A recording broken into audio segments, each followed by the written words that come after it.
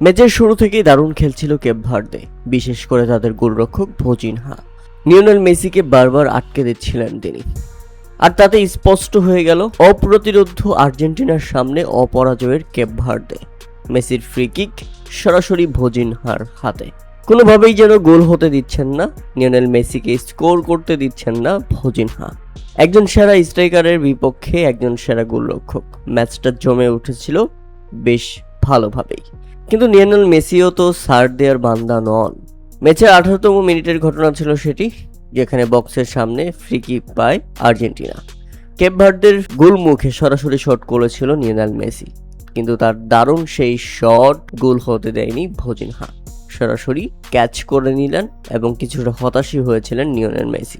তবে কি আজকে গোল করতে দিবে না লিওনেল মেসিকে?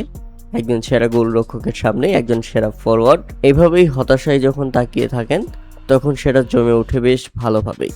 কিন্তু না, এরপরেই মেসি অবশ্য নিজের গোলের দেখা পেয়েই গেছেন, পরাস্ত করেছেন ভোজিনহাকে। তবে তার আগে বলতে হবে, আপনি জানলে অবাক হবেন যে প্রথম 20 মিনিটেই 3 বারের বিশ্ব চ্যাম্পিয়নের শট রুখে দিয়েছিল কেপ ভার্দের গোলরক্ষক। এরপর ম্যাচের 29তম মিনিটের মাথায় সেই কাঙ্ক্ষিত গোলের দেখা পান লিওনেল মেসি। হ্যাঁ দর্শক, উদযাপনে মেতে উঠে আর্জেন্টিনা। দারুণ ফিনিশিং করেছেন লিওনেল মেসি, বিশেষ করে তার কারুকাজ বোকা বানিয়েছে ভোজিনহাকে। পরাস্ত করেই ছেড়েছেন লিওনেল মেসি। তিনি দেখিয়েছেন আমি গোল করবই, সে যত সেরা গোলরক্ষকই হোক, এবং সেটা তিনি করেছেন। এবং এবারের বিশ্বকাপের সর্বোচ্চ গোলদাতা হিসেবে নিজের কীর্তিও করেছেন অসাধারণ ফিনিশার লিওনেল মেসি।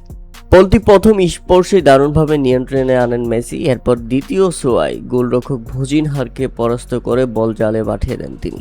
এ পর্যন্ত ভোজিনহা থেকে শুরু করে কেপ ভার্দে প্রায় নিখুঁত ফুটবল খেলছিল, কিন্তু প্রতিপক্ষ যখন লিওনেল মেসি থাকেন তখন এক মুহূর্তের জাদু ম্যাচের ভাগ্য বদলে দিতে পারে।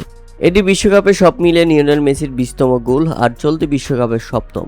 প্রিয় দর্শক, এ ম্যাচে আর্জেন্টিনা কয় গোলে জিততে পারে তা অবশ্যই আমাদের কমেন্ট করে জানাবেন।